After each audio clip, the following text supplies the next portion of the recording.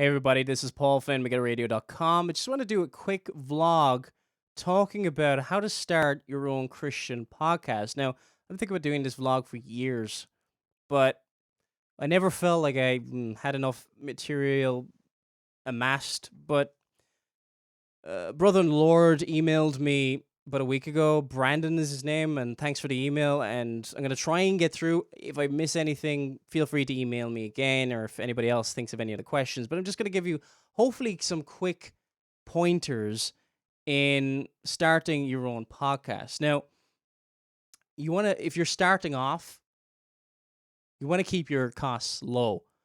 Now, there's a couple of microphones. You need a good microphone. You need something that will. I got a microphone that I've been waiting years to get. When you're starting off, if you don't have a massive audience, especially if you're dealing with Christian radio, things like that, try and get something that isolates your voice around this area. What I mean is, you're not going to hear the neighbor's dog barking. You're not going to hear, for example, my kids are next door and you won't hear them, things like that. You need a good, it's called a dynamic microphone. You need a good dynamic microphone, and many like radio shows nearly always have a good dynamic microphone. A dynamic microphone is just, it's different to a condenser microphone, which are very sensitive. Condenser microphones you typically will see in a kind of a recording studio. I use a condenser microphone.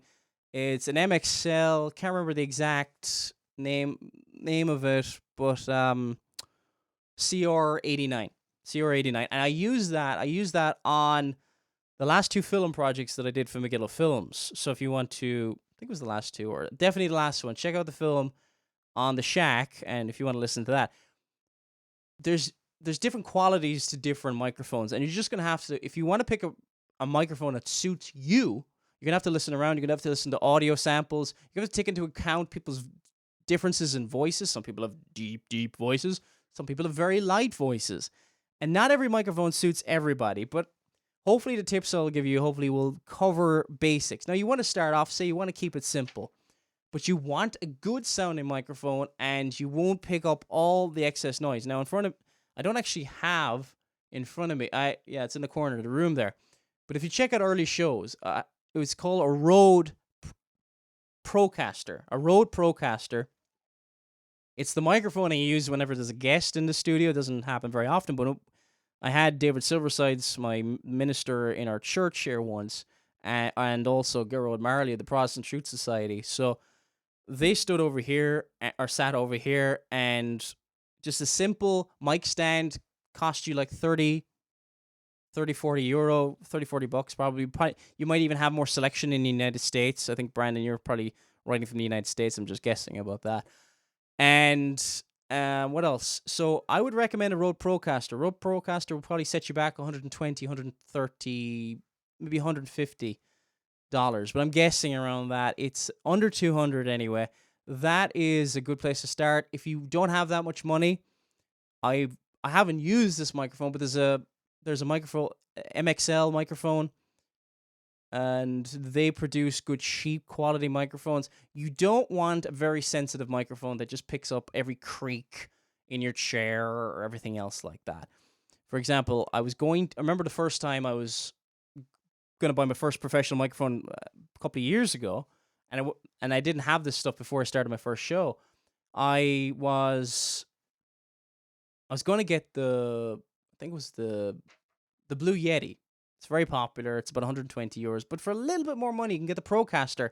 And the Procaster, this is not the Procaster here, but it's from Rode, Rode. Very good company, very solid. The products are very good. They're not cheap. They're very solid metal. And I really like the Rode Procaster.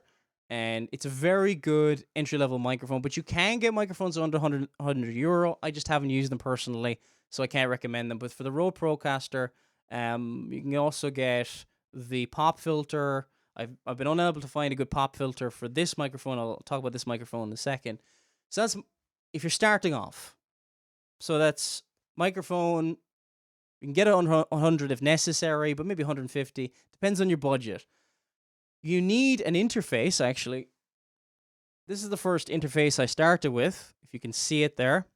It's called a Shure X2U. This will set you back about $100, $120. It's very good. It's not the most powerful preamp in the world, but for its size, it's incredible. If you want to go back and listen to anything up to show, I think about 150, I use this and I record into Mixcraft. That's what I used to do a long time ago. Mixcraft is, I'm going through a lot of things here quickly, but I maybe get a notepad and pen. But Mixcraft is kind of a PC equivalent of GarageBand. GarageBand is free on the Mac. If you have the Mac, go use GarageBand. If you are on a PC, Mixcraft, I think it's like 6 or 7 or 8 right now. I still have Mixcraft 5. I haven't upgraded it at all. You can use that to record, and that cost me, at the time, I think it was about 50 euros. Something around that. It's not going to break the bank.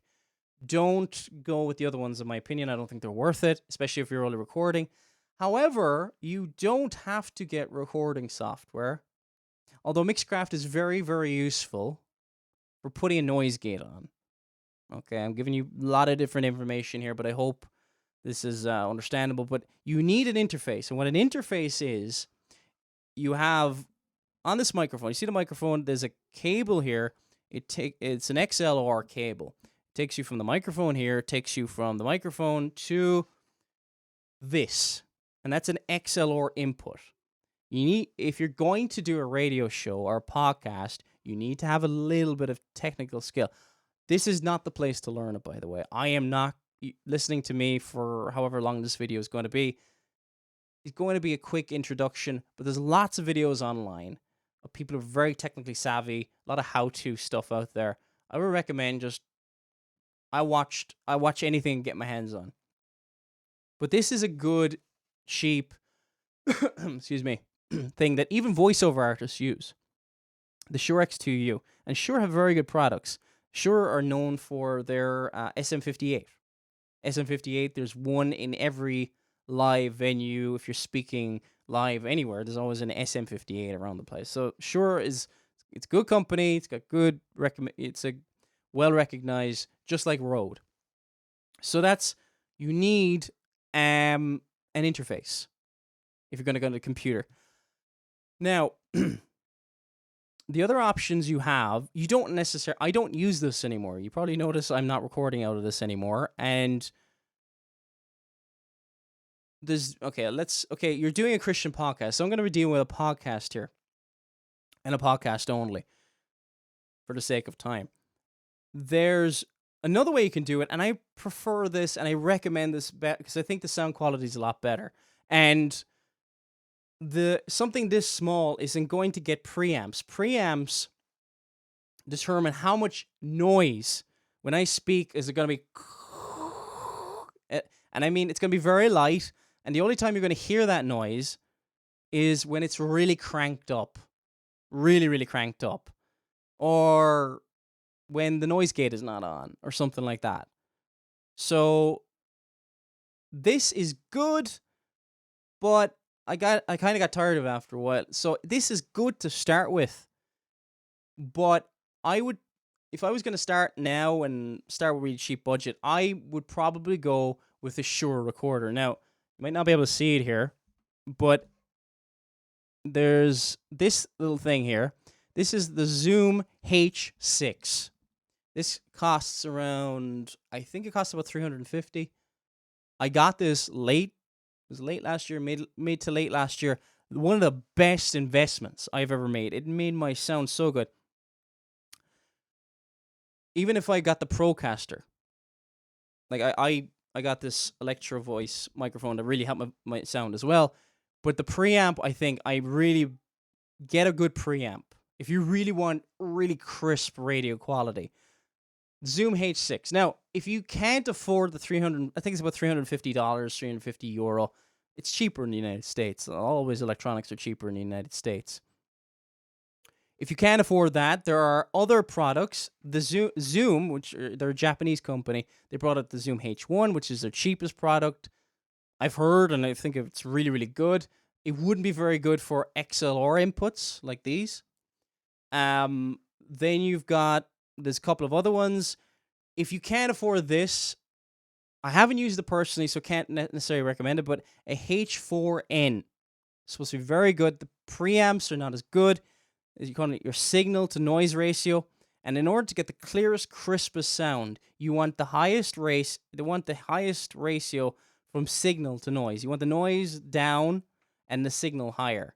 You want to be louder, and that background noise, any excess, you're going to get it in everything, but reduce it down to zero. And a good, powerful preamp is really important. The Zoom H6 is used in television. It's used in boom mics. When somebody's doing audio and somebody puts a microphone over the head and they can hear them. So the Zoom H6 is brilliant. It's one of the best. It's like a Swiss Army knife. I can't recommend it enough. If you can afford it, just buy it. Seriously, microphones. I want to get into microphone. So I talked about an entry-level microphone earlier, Procaster Rode. If you've only got 150, you don't have to get this Radio Arm, by the way. I got it at the beginning. You don't need to. Doesn't make any difference, really. It looks cool. It's really, really handy to use. But you do not need to. You can get a desk stand. Get a heavy one now. Make sure it's heavy. Not something that'll fall over every time you hit it, but something that's heavy. And you can give it about 30 or 40 euros. But that in dollars. I'm going to confuse people going between the currencies here. So, microphones. If you have a bit more of a budget, I would still go with a Procaster. Now, I'm going to describe my microphone in a second because I'm going to be going through my equipment while I'm here. Might as well do it. Because people might be curious about my sound and how I got it and things like that. But you don't break the bank when you're starting off. Start off slowly is my advice. If you're starting a Christian podcast, start off slowly. Just stick it on your website, whatever website you have. Look at a couple of tutorials on how to get it on iTunes, how to set up an RSS feed. That's really, really important. There's a great series. If you go into YouTube, it's called Podcast Fast. Just type in Podcast Fast. And there's 8 episodes. And I used it and I went through and how to do your website and things. Watch those 8 episodes. I can't reproduce it here. The research that I do for the radio show, that's my thing. It's a bit of a hobby going through this, and I enjoy talking about it, but I couldn't reproduce. So if you want to set up an RSS feed, that's really, really important. How to submit it to iTunes. That's how you're going to get a bigger audience. That's how you're going to be able to circulate and get people to listen to it. For the first, 50 shows of Me Get a Radio, I didn't even have anything on iTunes. I didn't have it on iTunes. Didn't have a clue. You don't have to know everything. There's an element of just go do it. You don't have to, cross all the T's and dot all the I's. Otherwise, you'll do nothing. From an equipment point of view, you don't have to have perfect. When you're starting off, just make sure it's clear. Just make sure it's clear. And then you're learning, and then your ear develops, and it gets better and better and better. And as you get better and you listen to more things, bad audio is going to kill you. Stuff that you wouldn't mind listening to years ago. If you want to get a really professional, and you got a bit of money lying around, and you can afford it, and you have a job, and etc. and so on, this thing is called the RE20. I love this microphone. I love a lot of different microphones, but I did a lot of research on this. It's personal. A lot of it's personal taste. In and around the 300 to 500 range, quality-wise, there's differences in kind of bass, a bit more bassy, a bit more high-end. Price range is not much of a difference. This is in the same family as an RE20. This, you might know its kind of gray, older cousin, if you want to call it that. The RE20 is an amazing microphone. You could find it in almost every radio studio. It's the old classic sound, kind of mellow but beautiful sound. It's been around for like 40, 50 years, something like that. And the RE320, this came out a number of years ago, is a bit more modern sounding, and I think it suited my voice a little bit better, but that's personal taste. And I think you can get this for around $300 to $400, I think, as well. Again, look at the YouTube videos, people talking about it. I think this is a phenomenal microphone. It's great for isolating the sound, and you're not hearing everything around you. And also, it's important when the two of these combine together, there's a great preamp sound on the Zoom H6. And when you've got a nice signal to noise ratio, you're not having to really crank it up, so you get less interference from unwanted noises outside of your program. And it sounds much more professional. This room is not soundproofed. I live between two houses. Sometimes there's shouting and screaming and people, everything. And, you don't need a soundproofed room or anything like that. You need to find a way that when you listen to the audio, whatever your end product is, that's not echoey, that it's not annoying, but you can live with it. You're going to experiment around a lot, but don't let it prevent you from doing your first episode. So that's equipment. Long and short of it is, I recommend the Zoom H6. I think it's an amazing product. And then you're going to need some software to put on a noise gate. You can put on a noise gate using the Mixcraft 5. You might be able to get some free software. Like, if you use an external recorder, this is not recording it on the computer. And to be honest, as time's gone on, I don't like recording on the computer anymore because computers can have glitches and jumps and everything else like that. I love using an external recorder, and I would never go back. And that's more about podcasting. If you want to know about the cameras and stuff like that, they're Panasonic cameras. They're prosumer, whatever you want to call them. They're not massively expensive. Some you can get, I can't remember the name of you can pay like $900 to $1,000. You'd have to do your own research again.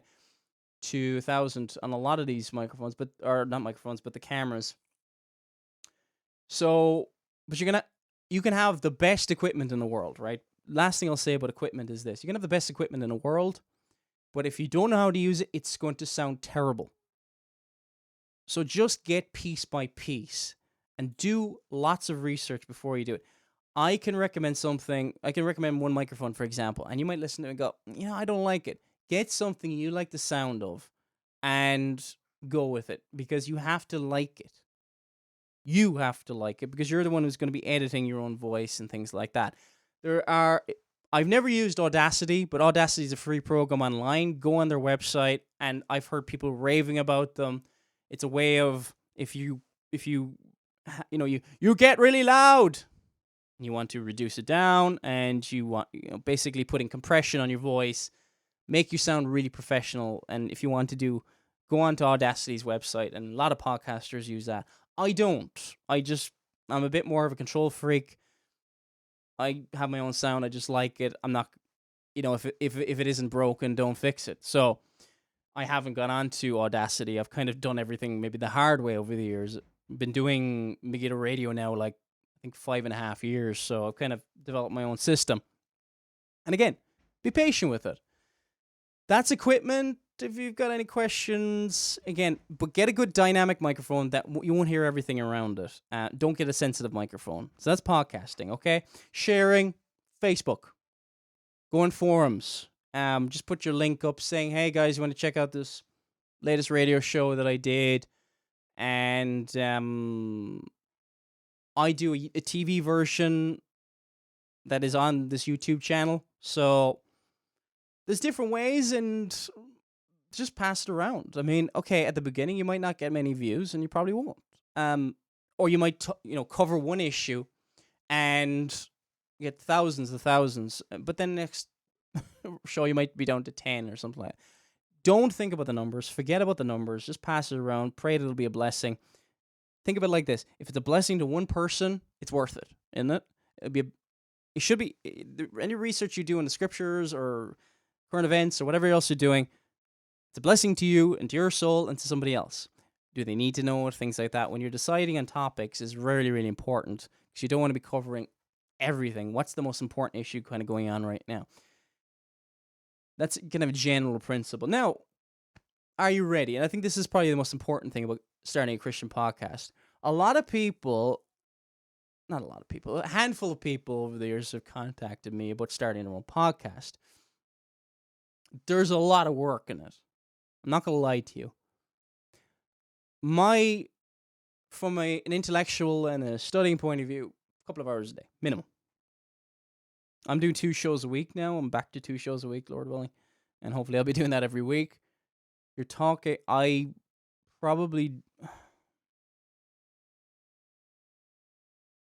You need to be doing 3 or 4 hours, maybe 5 hours a day. Now, if you say, oh, whoa, I don't have that much time. Start off small. Start off half an hour, maybe an hour, and increase. Because you're going to need time to study your scriptures, be in prayer. You're going to need time to check out articles, double-check sources, go through stories, read. You're going to be reading a lot of articles. You know, if you're basically, unfortunately, because you're not going to have a staff with you, you're not going to have a bunch of researchers with you like these bigger programs will. If you want to be a professional, if you want it to sound good, if you want to sound natural, you got to put the prep in, and it depends how talented you are. You know, it's probably because I'm probably not that talented. I need to put a lot more work in. It's the same with a lot of people do presentations. You hear them, and they say, "I put," like it's like an iceberg. You don't see the prep that goes in. You see 10%. You see the top part of it. So, are you prepared to do the work? Are you in a good Bible-believing church? Now, number one, if you're not in a church, not just talking to Brandon, but talking to anybody here, don't even think about it. Get into a church. Make sure you're doing the basics right. You know, I've seen so many people over the years who want to save the world and aren't even going to the midweek Wednesday and praying. Okay, it's not the Lord's Day, it's not the Christian Sabbath, but you should go to church as much as possible. Do the basics. Here's some basics, right? Morning and evening on the Lord's Day. The Sabbath is to kept holy. That is not popular anymore, and that's pathetically sad. It's really sad. That's the state of the church we're in right now. But it doesn't change the standard to somebody who's walking with God. I only learned about the Christian Sabbath a couple of years ago. And I praise the Lord for the minister who showed us the scriptures and went through it with us and taught from it. Mark Fitzpatrick down in Dublin. I praise the Lord for that man. You know, and he introduced me to a lot of other things. And you need to be in a church. You need to be under good, and you need to be listening to them. Actually listening to them. Okay, you don't take on everything. Maybe, you're not convinced that everything they say is according to the scriptures. But ask them sincerely, the eldership in your church. And you need to be open to maybe, I don't know, but maybe you're not ready. Now, Brandon, I think you said you're saved a good number of years. And you have a lot of research done and things like that.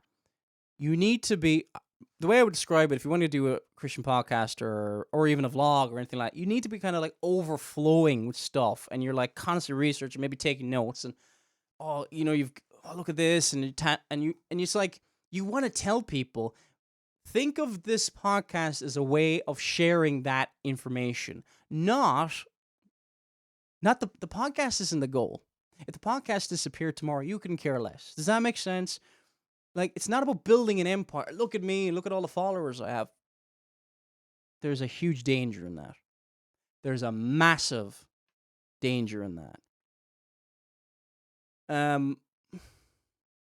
I have seen people over the years, quite humble when they start. They surround themselves, as their show gets bigger, with yes men. I'm not saying be paranoid and things like that. Just realize you have a sinful heart. Listen to people. You may get horrible emails from time to time, but stuff you covered. Don't take it too like, how to put it. You're going to need to just read it. Maybe they're right sometimes. And that has happened to me. I mean, over the years, somebody said a long time ago when I started doing trailers and stuff, a man emailed me, and there was some people, like it was one of the videos, and I was trying to show worldliness and all this in this video, and it was indecently showing skin. Now I was a young Christian, then I think, oh, this is outrageous, and he was right. He was right, and I should have listened to him back then. So, if you don't know what to say, just be patient. If you don't know what to say in a topic, leave it alone. Leave it alone. As time goes on, you're gonna know that, all right, that topic, you know what? I'm not gonna be able to do a job in it. But you might, like, for a weekend show, you might have 2 or 3 options. Like, for example, for the Saturday and Monday show, and they need to be finished like Thursday, Friday if they're gonna be done. And I'll usually have about 4 or 5 options. Or maybe another one pops up at the last minute. You need to be looking at all the angles, and something you can comfortably cover. And you don't have to do an hour like I do usually. You can do half an hour or whatever you're comfortable with. And are you ready? Are you listening to? It's doing a Christian podcast is not the same as becoming a Christian minister. It is not. It's important to be consistent. It's important to be a good ambassador for Christ.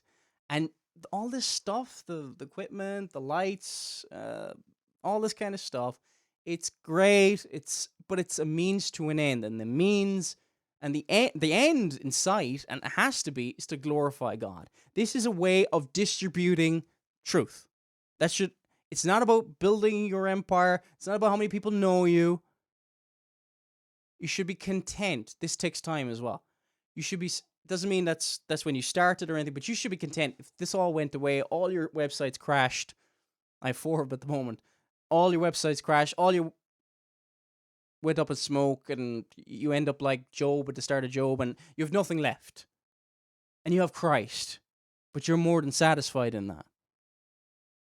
Does that make sense? That way you can. That's the kind of satisfaction you need in Christ. That way you can cover the important issues. You're not trying to get views and hits. You're trying to bless your brethren. You may never meet these brethren who you bless, but you want to help them in some way, shape, or form. Do the basics. Go to the church services on Sunday. Go to your prayer meeting. Be involved in evangelism, and try and be a blessing, whatever way you can.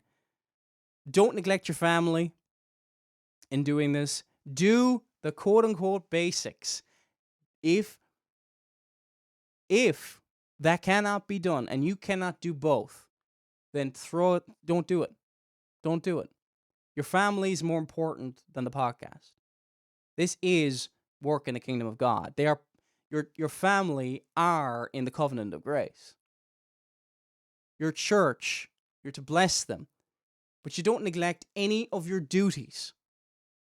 So make sure, start off slow, and make sure you're not neglecting any of the quote-unquote basics, because it's the exciting stuff. It's exciting, you might get 1,000 views on a video. Woo! Forget about that stuff. Just think, can I bless one believer in Christ? Just one. And maybe he can share it to somebody else. Is that enough for me? Start off slow.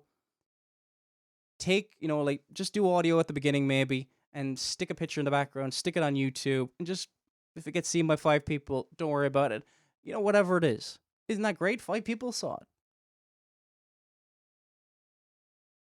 If you've got any other questions, if I can help you with any other things, if I've not mentioned anything to do with sound, or there's so many videos online to do with this, but I would recommend Podcast Fast, and he goes through 8 videos, about 10 minutes each, about how you can start your podcast really, really fast.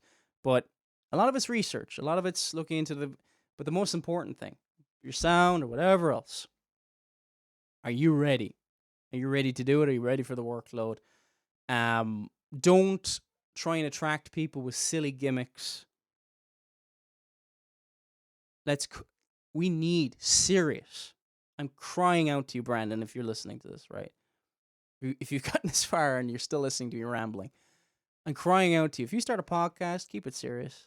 I don't mean you have to be serious and I have a bit of back and forth. Some people are just naturally funny and things like that. I'm not talking about that. But let's not. There's so many goofy, terrible Christian radio shows out there. We're trying.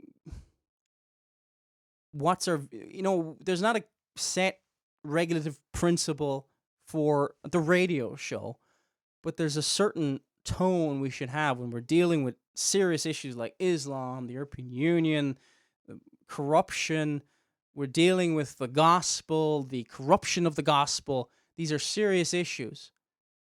Now, I'm not saying you can't have a relaxed conversation, things like that, but be serious, be prepared, and be filled with the joy of the Lord. That would be your strength. If you've got any more questions, megillofilms@gmail.com. Talk to you again soon.